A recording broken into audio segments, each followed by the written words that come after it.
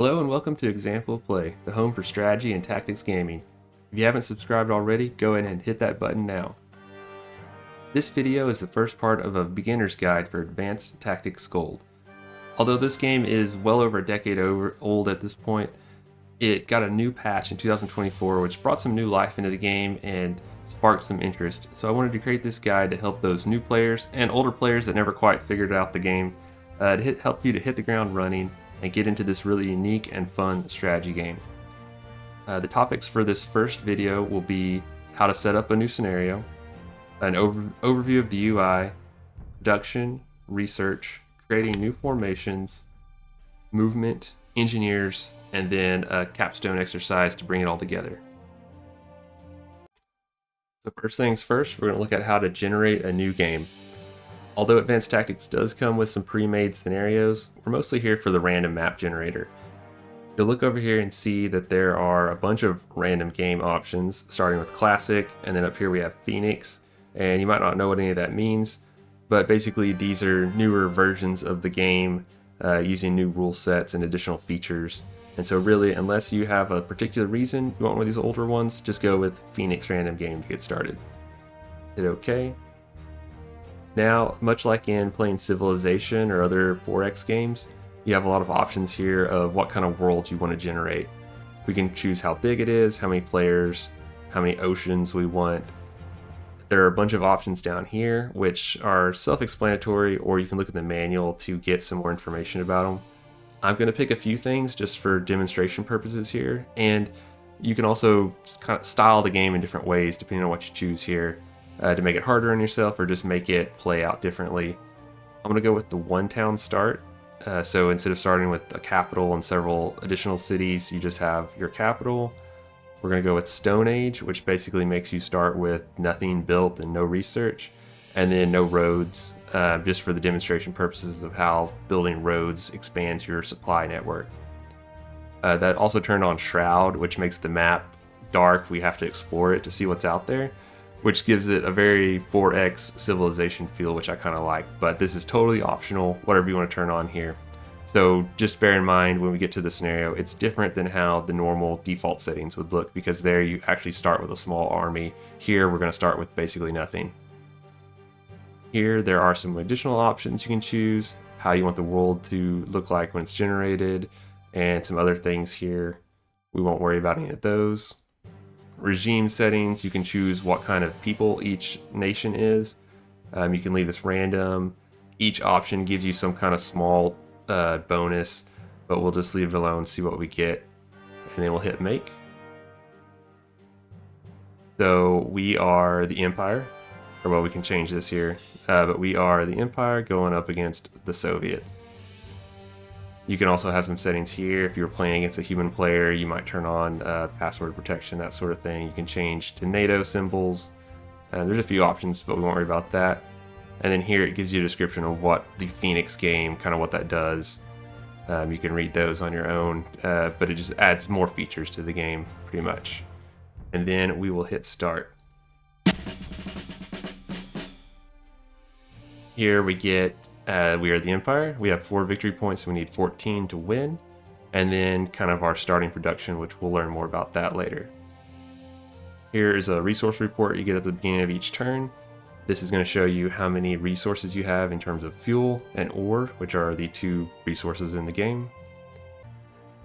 Now that we're in the game, let's take a look at the screen and see what we've got. If we zoom out, we can see how big the world is. We can only see this one portion, and we know there's one other player out there. So this is the smallest map you can play on against one opponent, but you can imagine it can scale up quite a bit.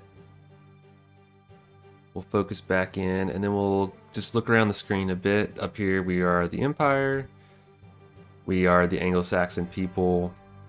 You can go in here to see our bonuses that we can build Rangers, okay? It's 1933. Which each turn is usually 1 month, I think. That doesn't really matter for our purposes that much. This PP is political points, how many we have, how many that we are going to generate at the end of this turn. These points are important. They're used for several different things that we'll go over later. primarily research and building certain buildings and creating new unit formations. Raw is our raw ore that's used to produce certain units, anything that requires metal. One point that's a little confusing, you'll see raw and you'll see ore in different places, and that's the same thing. The way we get more raw or more ore is by controlling these points on the map that are, they say raw, they're basically like mines that are going to produce ore for us to build units with. As you can see, we have 180, we're going to lose 120. We'll get to why here in a second. And because we've started this one town, we don't control anything on the map except for this little area here. We're not producing any new raw, so we'll fix that eventually. And then finally we have oil is your other resource. Again, a little bit confusing. Oil and fuel are the same thing. The game, I don't know, just kind of uses those terms interchangeably. But fuel is what units use as they move around, or motorized units, I should say.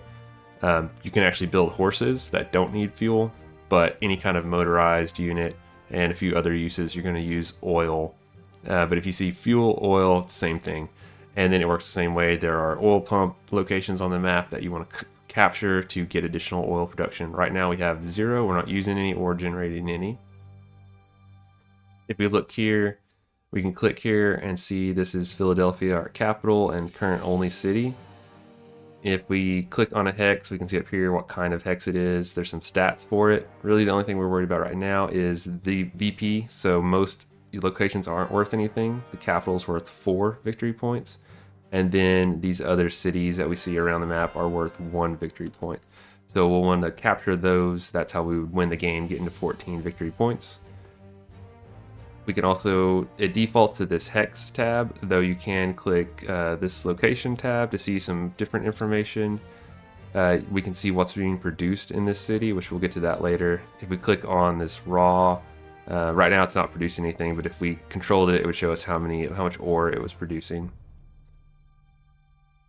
Now down at the bottom, there's a bunch more buttons. We're not going to go over all of them right now because that would take too long, and a lot of it's not relevant to this video, but we will hit the highlights as we go. These little factories over here, this is how you're going to set production. We'll look at that in a minute. This button is how we turn on move mode, which we'll look at later. You can also just hit the M key to switch to that, which is handy. Transfer and strategic transfer lets us move units around, move the units, the sub-formations within units. So we'll look at an example of that later, but I'll show you how to set things up where you won't have to mess with that too much. HQ, we can change what the headquarters of our unit is as we set up our chain of command, our table of organization, or our order of battle, whichever term you want to use if you're familiar with any of those. Basically, it is the structure of our military. Can be set here. We can change HQ, but right now the only unit we have is this Supreme HQ, which is our only unit and is at the top of our chain. We'll skip over these since we're not using any of those right now. This is to make a new unit, which we'll look at later in this video. And then some of these other buttons we'll go over later as well. One thing I want to look at is the supply layer. If you click here, you can see that we have green. We're supplying these areas, but nothing beyond it, because all this other is outside of our borders at the moment. And we'll look at that again later to see how our supply layer changes. But that's important. You need to create supply and you need to get it to your units is an important part of the game.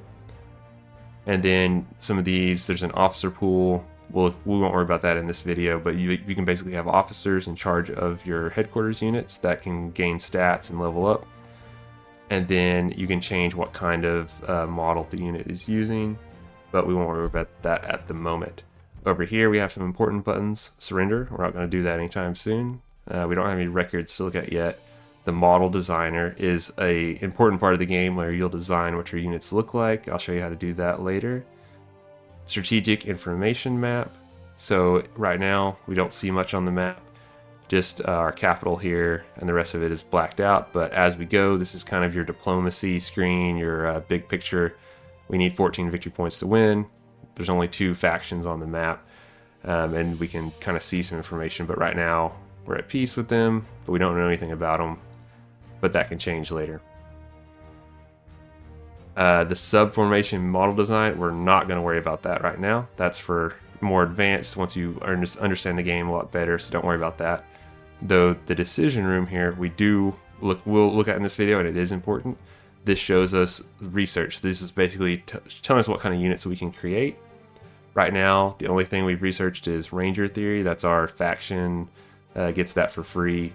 We can build the Ranger unit. Basically, different factions may or may not have some kind of special thing they can build. And then we'll come back later to go over this in more detail. And then reports, you can come back here to see your resource report and any other reports here. Now down here at the bottom, we can see a lot of information about a unit when we select it. This is our Supreme HQ. This is sort of a abstraction of its combat rating, though more factors go into it than just what this number is, but that gives you some idea. If it had a higher headquarters, we'd see it here and we could click on it to go to it. Being a headquarters unit, the staffing level is important. You want to keep that around 100%, and that's with how many staff units you have, which we'll show you how to produce later. Basically, the larger the unit is, the more subordinate units it has, the more staff it'll need. So you just have to keep an eye on that and get a feel for it. But basically, you just need to produce enough staff to keep this around 100%. And as I understand it, you don't want to go over 100% because then your staff they'll be less efficient and won't gain experience as fast. And so you'll want to keep it right around 100%. There are a bunch of other stats here, which some we'll get to later. Some are self-explanatory. One thing that is important is supply stock. So this being the highest headquarters unit, it's going to contain a lot of your supplies and then filter them down to your other units. So you can see here how much you have.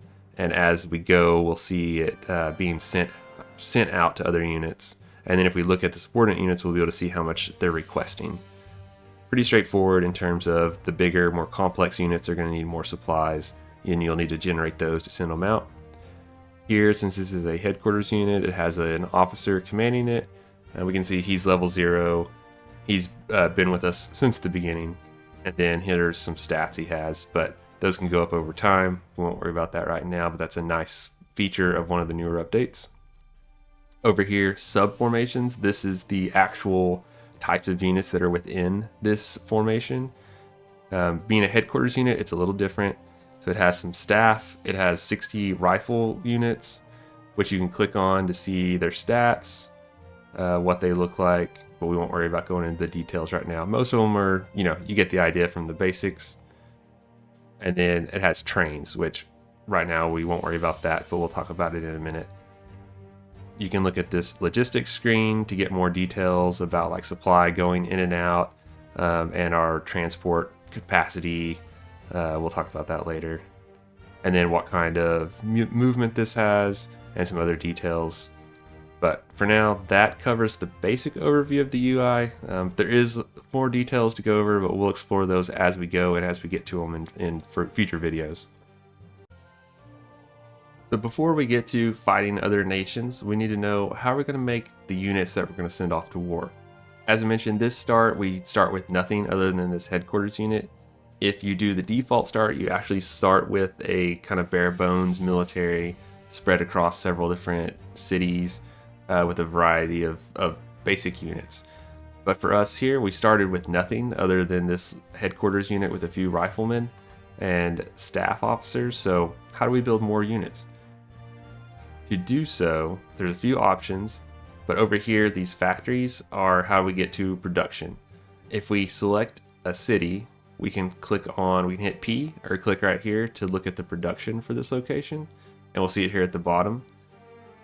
And we'll talk about how to manage that in a second. We can also hit this over factory, and that will give us an overview of all of our cities that are producing things.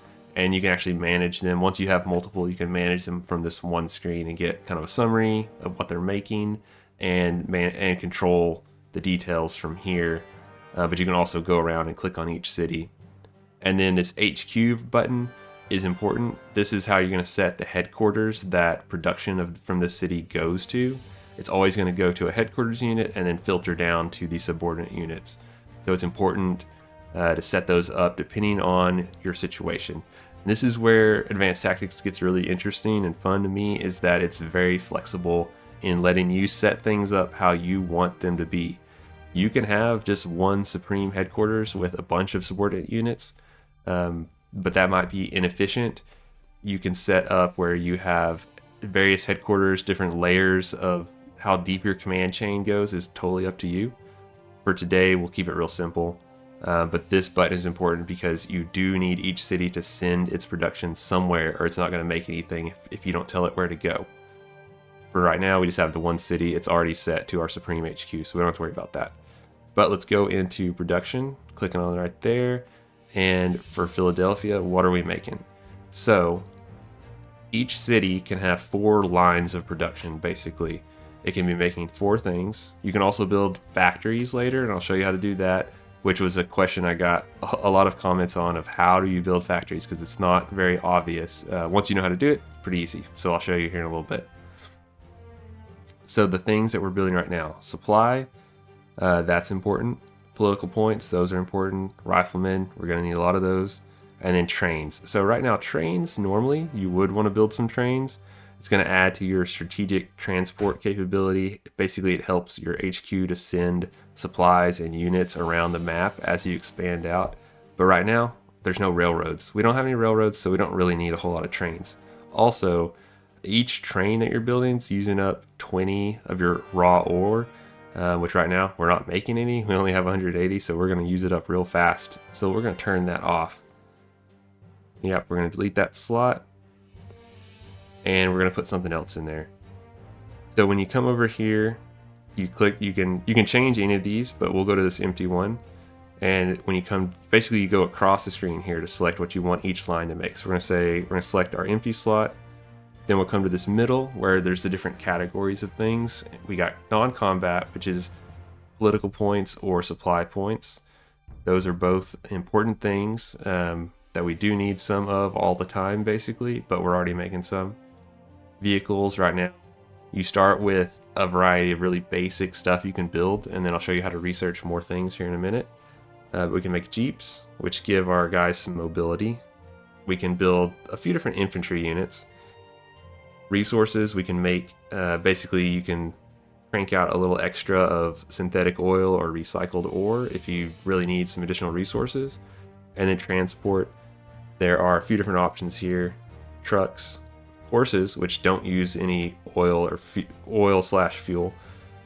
Trains, which can only move along the railroads, but give you a lot of transfer capacity over long distance. And then trucks, which you can attach to units to give them some mobility. So like if you want to create some motorized rifle division or something like that, you would build them some trucks. And also to move around, if you built anti-tank guns, you need something to move them around, so you want to send some trucks or horses. But trucks are going to be more effective, but more resource intensive, as you need the ore to build them, the fuel to move them, but they're going to be more efficient overall. For right now, we're going to go in here and we're going to build some engineers, because we're going to need them later. So the way you would select them is you just hit your slot you want to use, infantry for the category, engineers. We can see kind of how expensive they are. And then if you want, you can click here to see stats about them, but we're going to click select. Now we're making engineers. Then the question is, how many are we making? So your city has sort of a cap of how much production it can do each turn, as long as you have the ore that you need to do it. And you can select here where you want to allocate your production. So basically these numbers need to add up to 100. You can say, all right, we're going to make less, and it tells you you're going to make 20 riflemen here, you're going to make 60 there, and it's just up to you how much you want. So we do want to build, we'll get it up to where we're building 50 engineers per turn, just for a unit we're going to make here in a minute, just as a demonstration. So that's how we're allocating. You can change this all the time. You just have to use this. These all just have to add up to 100.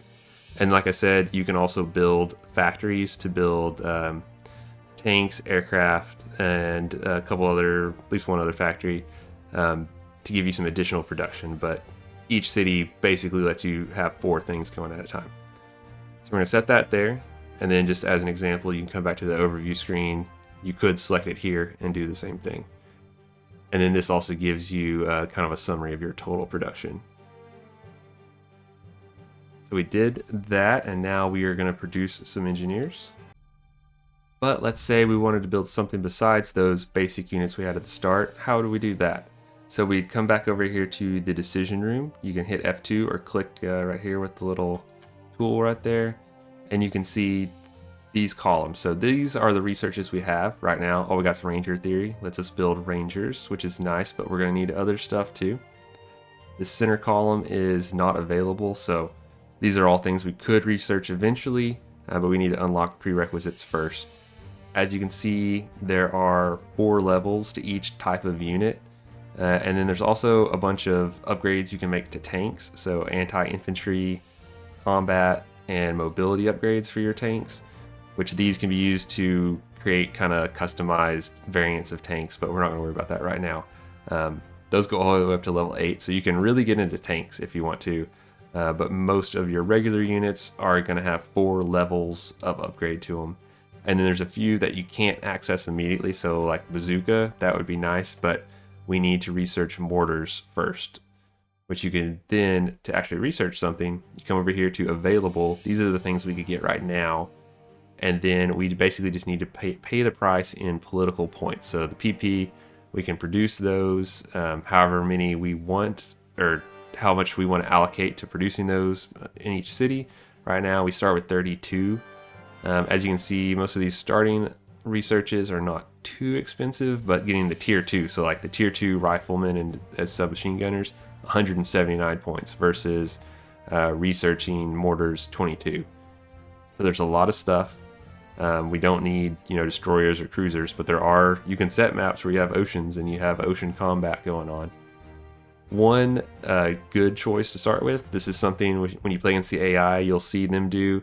They love armored cars because they are cheap and effective for the early game because they are really good against infantry if those infantry don't have any kind of anti-tank capability. So like your starting riflemen and submachine gunners really can't do much against armored cars. So you will definitely see the AI come at you real hard with armored car units early on. So just as an example, we'll just go ahead and buy that. So research is instant as long as you have the points. You just hit buy. And now we have access to armored cars, which we could build, and we have 10 political points left. We'll need to generate some more if we want to research other stuff. If we go back to our production screen, you can now come in here and see under vehicles, armored cars are there. Armored cars require 10 ore a piece, so they're quite a bit more expensive to build than the Jeeps, but of course are going to be a good offensive and scouting unit. Very strong early game. As we mentioned, the AI loves those, so be ready for that. Alright, next up we're going to look at actually creating some formations. You might notice the map just changed. That was because I accidentally closed out without saving my game and had to restart. I hadn't hit an autosave yet since we were still in the first turn. But anyway, now we are independent Boston, which I kind of like a little bit better than being the Empire anyway. But it doesn't change anything else. I kind of reset. We're like we were before. So we've talked about how to produce units, how to research new unit types, but how do we actually create the formations that are going to go out and fight our war? Our HQ here is really just kind of a holding position for all of our units as they are built and then sent out to other units that are going to actually do the fighting and moving around. You might notice that your HQ's combat value is going to get really high, but it's really pretty immobile. Like with these trains in it, it can't go anywhere because there's no railroads yet. And even after there are railroads, it can only move along those, unless you take the trains out, but we won't talk about that. Just consider your HQ as a mostly static unit that's a holding place for all your other units as they get sent out.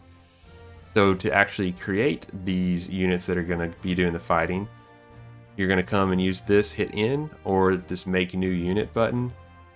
We have a few options here. Formations are what you're mostly going to build. These are going to be like your companies or divisions or whatever they are that are going to actually be moved around. Headquarters, so this is going to be subordinate to your supreme headquarters, and you can use this to organize your forces. And then you can also build a headquarters with a leader unit or like an officer already in it, which usually you're going to want to do that so that they gain experience and get stronger. but most of your forces are going to be this formation, which costs 1 political point to create, but we're not going to create it just yet. We're going to first go over here to the model designer. This is another place where advanced tactics is really fun, but a little hard to get into right at first, because you come over here, you're looking at your table of organization and equipment, and there's nothing here. I wish the game kind of came with some pre-built defaults to give you a starting point, some examples, but it doesn't. It could be that there's some files out there you can download that give you options, but it's up to you to create what you want your units to look like. So we can have headquarters that we can build, and we can have units. We're going to start with units. Headquarters, we can kind of just do those on the fly, though you can create specific ones if you want to. Units is the heart of your force. You hit add unit. Now you are seeing a lot of stuff here, but basically, let's say you want to have an infantry division. It's a little bit arbitrary because it says like 1 rifle, like how many guys is a rifle unit. It's not really clear. I like to imagine them as being like a squad or platoon or something. It's kind of hard to say. And then it does come a question of like, how many of you do you need? How many make sense? I might make a future video talking about designing unit formations. Since I'm not that great at it myself, I mostly just mix and match and learn as I go. But for our purposes here, I'm just going to kind of walk you through this screen. So you would start with add unit. It's going to appear in the list here. We come over here, and what we want to create for this is, our demo purposes here, is an engineer unit. So we're going to create an engineer battalion. That's what I'm going to call it. You can call it whatever you want. And then you can even go in here, you can change what its like emblem is, what symbol it uses, what its little card looks like, all kinds of stuff. We're not going to worry about too much of that. We're just going to come down here and we can select what is in it. So we can add more, but for this, we're just going to do engineers. You can add another formation, so like if you want another type of unit, or delete it. You can set the people, which is like whether they're Russian or Chinese or whatever, but we won't mess with that since you're typically just going to be your people. I don't know if there's a case for using different ones. But what we're mostly worried about is down here, set type of formation. Now this gives us a list of every kind of unit in the game, but as you know, we don't have super heavy tanks researched just yet. We couldn't build them, but we could put them in this formation if we wanted to. It's just they're not going to appear because we're not producing any. We couldn't produce any if we wanted to right now. Instead, we are going to do engineers. So if I can remember my alphabet here. All right, so we just hit engineer. Now that changes that rifle to engineer. And then we come down here and we can set the quantity. So how many of these do we want in this formation? We'll say 100. That might be too many. I don't know. That'll get the job done for what we're doing right now. And if you wanted to say add some trucks that'll move around a little faster, you could come in here. You could find truck and say we want 10 trucks. And then now we have a motorized engineer battalion that can move around. If we look down here, we see some stats for it, how much fuel it's going to use, how many supplies it's going to use. And then if it was more combat oriented, what its strength was. But right now we are just going to look at it like this and say, all right, this is our motorized engineer battalion. And now we have a unit that we can build. We're going to come back here and say hit in or make new unit. Click formation. And now we see, okay, what kind of unit are we building? The engineer battalion, okay? And then who is its headquarters? So we can say none, which is not going to be good because it's not going to receive any units. Though you can manually move stuff around if you want to. In the old version of the game, you had to move stuff around manually all the time, and that was why I gave up playing the game until it came up with an update, which automated a lot of this. Anyway, we're going to select Supreme Headquarters since that's our only headquarters unit at the moment, though once you build more, you'll have more options here. And then we'll just say OK. Now we've created the first engineer battalion, but what's this? There's nothing in it. It says 0 strength, there's no units, there's nothing in it. That's because it only exists on paper right now. But the thing is, we've set it up such that once our engineers are produced here in Boston, they'll go to the Supreme HQ, and then the Supreme HQ will send them out to the 1st Engineer Battalion, which will be requesting them because its table of organization says it should have 100 engineers in it. So it will request them until it reaches that point. And all that's automated, and all of it depends on your movement capacity, like your railroad capacity, your shipping capacity. But right now, that's not really a problem because we're just right next door here. Now, if we wanted to, you might say, well, that's kind of a pain, you have to create those. And it is a little bit, but you can actually save these. If you come in here and create a few different units you like as you play, you can hit export and you can save those formations and you can import them back in when you start another game. So like I have my example one here. It's always there, so every time you start a new game, you can import it in, which I only have one unit in it, but we automatically just fill it with our people. And we come down here and say, all right, this is just sort of, and I'm not saying this is a good formation or anything, this is just one I made up. But if we wanted an infantry division template that's got 15 rifle units, 5 submachine gun units, and 2 machine gun units, that's right there. And then we can change it. And then if we change it and we like it, we could export it at the end while we're playing here and then have it for future ones. So as you play the game, you could accumulate all kinds of formations you like and just import them right into the game. And like I said, I don't know, they're out there on the forums. There might be files people have of a bunch of already pre-made unit types, but kind of the fun of the game, though it's a little tricky up front, is that you create these to look exactly like what you want them to be. And you can make anything you want. So have fun, go wild, make the units of your dreams and save them in here, and then they're yours to use. And also modify if you find that whatever you made doesn't work that well. Before we hit end turn on this first turn, we will also create some combat formation, and we'll create a headquarters over it so you kind of get an idea of how the chain of command works. I went back in and made a headquarters unit type. So we'll come in here, we'll say, all right, Army HQ, very generic, and we will assign them to the Supreme HQ. Hit OK. Now we got this subordinate headquarters, the 1st Army headquarters, which doesn't have anything in it right now, but it'll pick up some staff here in a second. And then we'll create another new unit, hit in or click there, to do Infantry Division A, which we will assign to, instead of our Supreme HQ, we'll assign it to 1st Army HQ. So now this infantry division will receive, its units will be produced the way we have it set up right now. Again, you can set things how you want. It's very flexible and it'll depend on the situation. Here, you know, it's one city, it's very simple, but if you had multiple continents or different fronts you were fighting on, you may want production locally to go to a subordinate HQ and then be sent to its units rather than making the route all the way to your central HQ and going out. So basically, as your situation gets bigger and more complex, this all becomes more important. So I just wanted to show how it works. So right now, the way I have it set is Boston produces the units. They go to the Supreme HQ, which can hold all of them here, but it's going to send them out to its subordinates, either directly to the 1st Engineer Battalion here, or then for the combat units, it's going to go to the 1st Army HQ, which will then send them on to our 2nd Infantry Division we've built here. So right now, all these units are just on paper, but after we hit end turn, stuff will be produced and it'll be sent out, and you'll see how all that automatically happens, which once you get it set up, it's cool to watch it just automatically fill your units for you.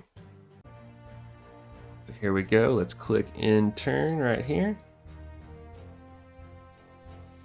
We're going to see some calculating. We're going to see a summary of what was produced, our resource situation, and as we see, nothing much changed here, but this headquarters, it now has 10 staff and 15 rifle units, which is how I laid the template out. The 2nd Infantry Division here is still empty because the units didn't make it through those multiple layers just yet. Sometimes it's going to take time depending on your transport situation. So they got here, but they didn't make it there yet, so we'll have to wait another turn for that to happen. but our engineer battalion filled up. So we produced enough engineers. They were sent directly out to the battalion, and now it is capable of doing more. Also, our territory expanded a little bit automatically since we've got some units on the board. Let's look at how to move.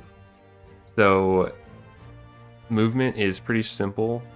You can either click here to switch to move mode, or you can hit the M key and you're gonna see these gray borders pop up. That's how far this unit can move. While you're in movement mode, you can click the other units to move them. As we can see, our Supreme HQ, it can't move. That's because it has trains in it and there's no railroads, so it can't go anywhere because it's got trains. If we click on our first headquarters, it can move because it's just rifle and staff units. But if we click on this one, it can't move because there's nothing in it. There's no one there. It only exists on paper right now. The one we want to move first is our engineer units. We're going to send them up here to Carlisle, this other city. And to do that, you're just going to right click on it and they just move there. Whenever you have it highlighted, this 30, 60, that's going to show you how many of your action points are being used. Each unit has 100 that it can use per turn, depending on some other factors, but that's kind of the basics. So once they move, they're limited in how they can move multiple times, but they're limited in how far total they can move. So it's pretty straightforward, and then when we're done moving, we just hit escape to move out. Now, of course, what those hexes are is going to affect how far they can move. We'll see later once we build some railroads and get to other terrain that affects how far they can move. So like units moving across a river, through a swamp, over a mountain, that does matter. But for the basics of movement, it's basically just you click and they go and you see how far they can move at a time. Finally, the last new topic I want to cover in this video is how the engineers work. Go into some more details on them, because from what I saw in comments on my previous video and comments in forums and places, there were a lot of questions. People didn't understand, how do I build infrastructure like roads and factories and other things, and a lot of that is tied to the engineers, which are our special unit that can do all these extra things. And basically it's not well understood out there how they work. So I wanted to spend a little time focusing on just them in this first video so that you have a full picture of how the basics of the game work before we get on to combat and other things in later videos. So we'll go ahead and just end the turn here, so that'll give us our points back. Alright, so the domain of Beijing has declared war on us, so we'll need to get ready for them to show up. As we can see, we haven't explored much of the map, so they're out there somewhere. We hit end turn just for fun. We'll look and see. Alright, so the 2nd Infantry Division, it finally got some of its riflemen. And I turned on building some rangers so that we'll have them to use here in a minute. We expanded our territory automatically a little bit more, so let's take a look at that also, since that ties into the engineers as one of the things they can do. This raw location, so this ore mine, raw, whatever you want to call it, it is now producing some material for us. So if we look up here, we see we're finally getting raw plus 20. So each of these can produce 20 as its base level, but it can be upgraded by our engineers. So I'll show you how to do that in just a second. And then there's oil here. We want to get that too, so we can get some more of these resources. The more resources we have, the more stuff we can build. So that's important. We also will move these guys so we can see it a little bit easier. We also captured the city of Carlisle, but you'll notice it is gray. It has this little red mark beside it. That's kind of once it's recently captured, we have to kind of wait for it to build back up its productivity. But we notice it's gray where these are green, and which basically tells us that Carlisle isn't producing anything because it's not assigned a headquarters unit yet. This one automatically is for the resources, but for the city, we need to come in here. If we click production on it, we're just going to see these empty slots because it's not producing anything. So we need to select the headquarters. We're just going to have it send to the Supreme HQ to keep it simple for now. Now we see it's red. We're not actually selected anything to produce. So we'll just say, well, we want them to just produce some supply points. we want them to make us some more riflemen, some more political points, and some more rangers. Sure, we'll keep it simple. And just kind of spread that out. You can arrange this however you want. Right now, though, we just conquered them, so they're not being very productive for us. But now we at least have things set where they will produce. And if we go out here to the overview window, now you can see how this is useful. Once you have multiple locations, you can see, all right, what are they making and where is it going? And also you can change all of it from this one screen, which is useful. So back to our engineers. All right, so saying they are useful because they can build a lot of stuff for us. They can build roads, which this is another thing, like with the resources, the road and railroad is used interchangeably in this game. So you'll just see railroads on the map as you build. It says build road, but then you'll just see a railroad, and it should be understood that you're building a railroad, and then it has a road running alongside it. So road, railroad are just always go together. To build one, you're just going to click on this.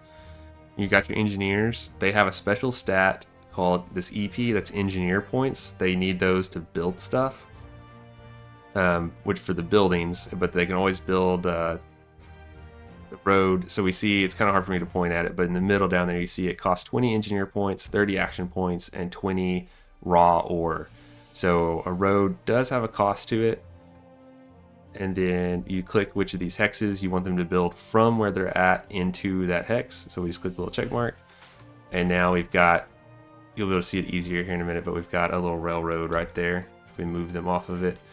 So now we built a railroad here, and that will connect. It'll allow trains to go on that. It'll allow supplies to move better. Connecting the cities and the resources isn't necessary. It doesn't really do anything, but building a railroad network is going to help us move supplies and units around faster. So that's important to build those. As I said, I started this game with no roads on the map, so different than the default. The default scenario, there are railroads already on the map between a lot of the locations, but not everywhere. So you'll still want to know how to build those. The other thing that your engineers can do is build buildings. And if we click this button right here, the little crane construction site, we can see a list of things that they can build. So they can build a fortification, fortress, an air base, an aircraft factory, gun factory, tank factory. These let us produce more units. Fortress, fortification, those are pretty self-explanatory, and then air base gives us a location for our aircraft to work out of. Although I believe the aircraft factory can also serve as an air base, but we might not want that at the front lines. Whenever we click on something that we want to build, we'll see, you can click here to get some details about it, what it is, and you can see over here the cost. So we can see raw ore, it costs 60, we have 160 available. Supplies, we've got the supplies we need. Political points, so these buildings do cost your political points, so it's another use for those. We do have enough, but engineer points, we need 300, we only have 180, so we can't build it because we're short on engineering points, which are generated by the engineers themselves. But we just built that road already this turn, so it used up some of what we had available. We'll hit intern, just so we can build a little bit more stuff. Now we click here, and now we have generated some more engineering points, and so we still can't build the fortress, but we could build the fortification if we wanted to. But instead of building that right now, I'm going to move to this raw resource and show you how to upgrade it. Each of these, the raw and the oil, can be upgraded to produce more, and you do it from this same screen, but you just move the engineers onto that location, click the little factory or the little construction site, and instead of getting all those buildings, we get raw level 2, and that's going to upgrade this resource to produce more. We don't have enough political points to do this right now, so here's how you would do it. And kind of going off the numbers and what it even says in the manual is upgrading to level 2, highly recommended. Upgrading to level 3, less efficient, but something you want to do if you have the resources. But is going from 1 to 2 will get this ore location. Right now it's producing 20. If you upgrade it to level 2, it produces 60. If you upgrade it to level 3, it produces 100. But it's really expensive to go to level 3. So it's kind of, you do it if you have the resources, but getting them to level 2, definitely a good idea, because that's going to triple how much this location is producing. So we'll just intern again so we can go ahead and do that.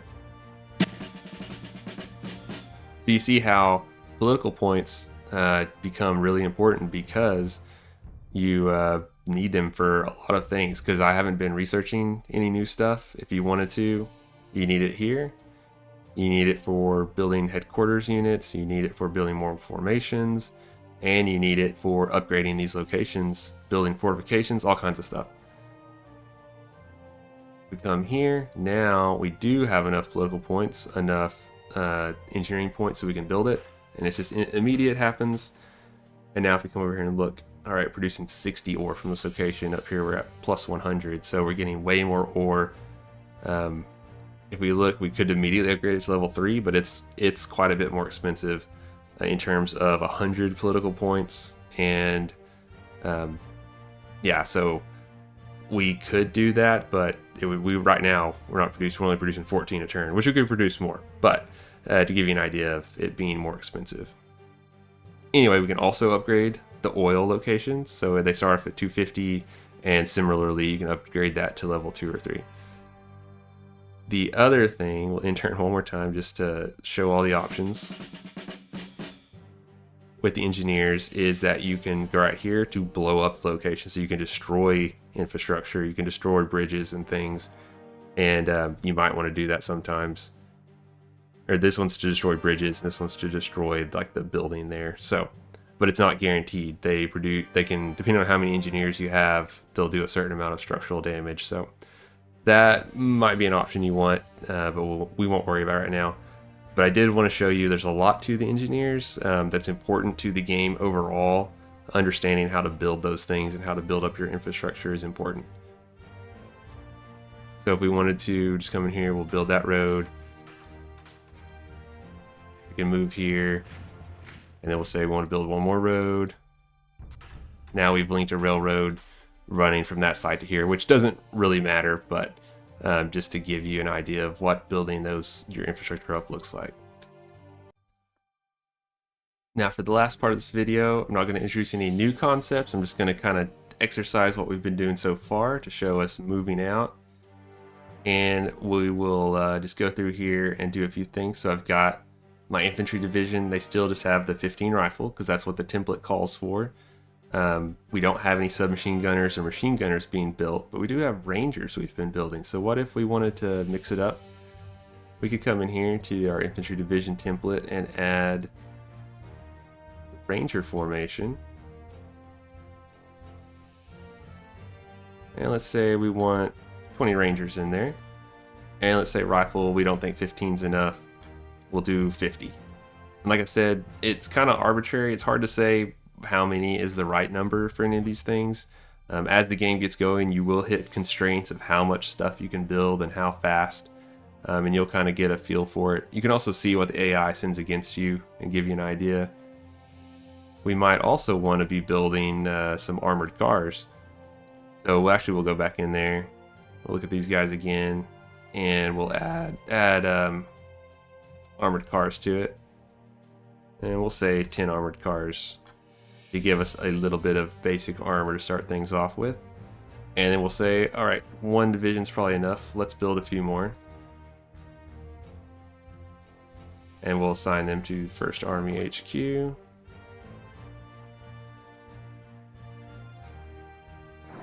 And then just for example, we can start them all the way out here if we want to.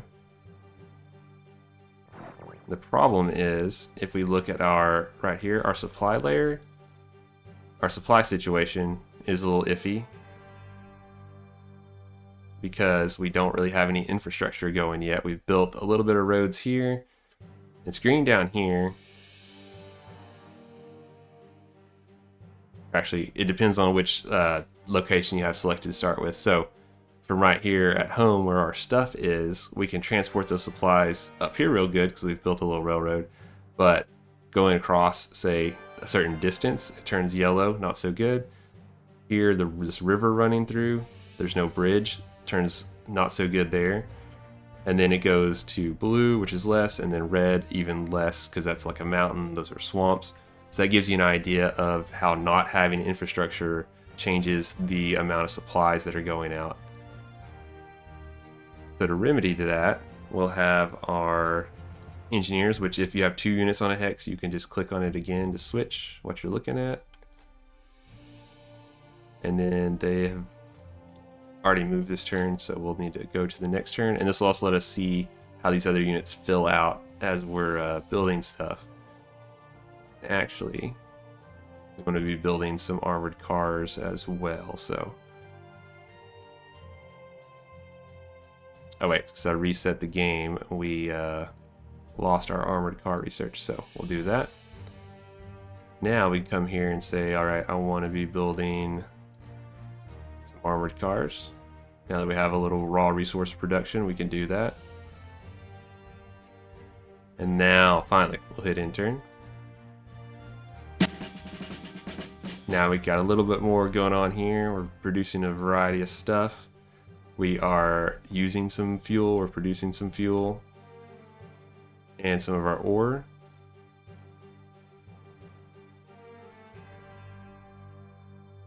Now let's see, none of these units, these guys didn't receive anything yet because basically it takes 1 turn for stuff to go to this HQ, then go down to its subordinate HQ. So the Army HQ did receive some armored cars and rangers, and then on the next turn they'll transfer down to these guys. We'll start moving out towards the front.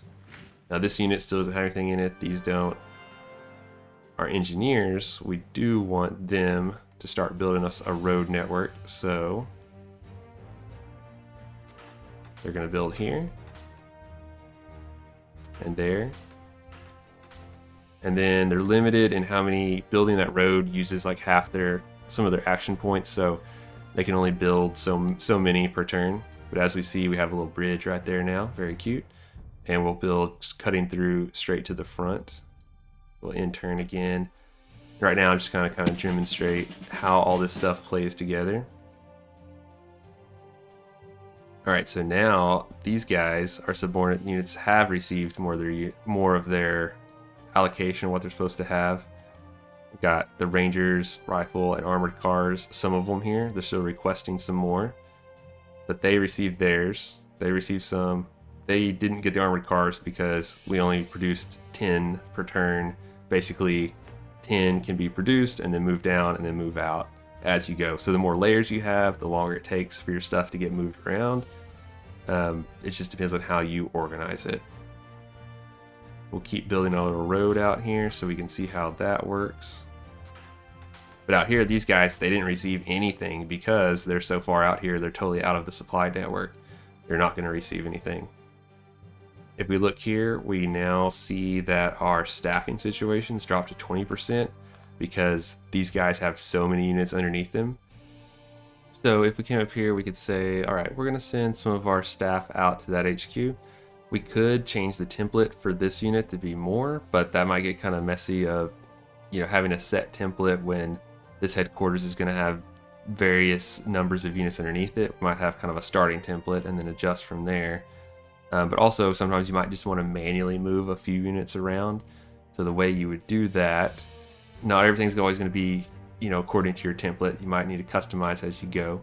So you could come up here, you select your Supreme HQ that's got all these extra guys in it. You say transfer. You click this unit where you want them to go. And now you're going to say, okay, from Supreme HQ, we're going to transfer staff. We're going to send 10 out. We're going to say do transfer. And they're going to arrive at the first Army HQ. We also over here, we're using rail capacity.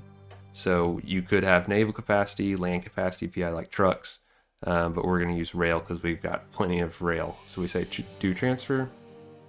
And now 10 went from Supreme HQ to First HQ. Now they're a little bit better, but we also, now both of our staffing units are low, so we'd probably want to go in here and build some more staff units. Instead of armored cars, we'll do some more staff this turn, just to get our headquarters fully staffed. But just as an example, that's how you can manually move units around using your different kinds of transport. Now we can move them more towards the front. As we see movement here, crossing rivers is a little tricky. But these guys can move a little further. And the engineers are going to keep on building the road network out, all the way out to where our 5th Infantry Division still hasn't received anything, because they're way out here on the edge. Now we'll end this turn and see what happens.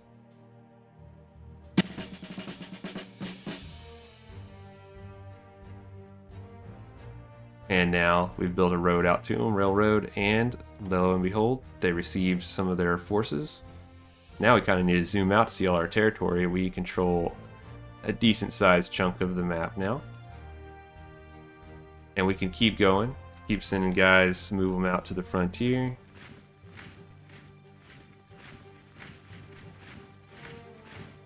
And if we come look at our supply situation, we kind of get an idea of how our supplies are going out. So where we've built this road, from that road it goes out, the railroad goes out 1, 2, 3, 4 hexes, 4 or 5 hexes or so.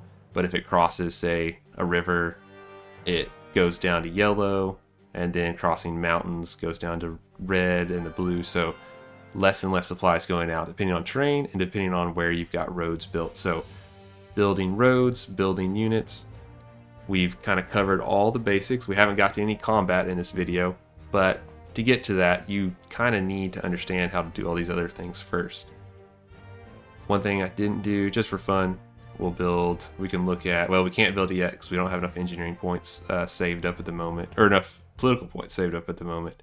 I was going to show you how to build a factory, but we haven't been producing many political points, so we can't right now.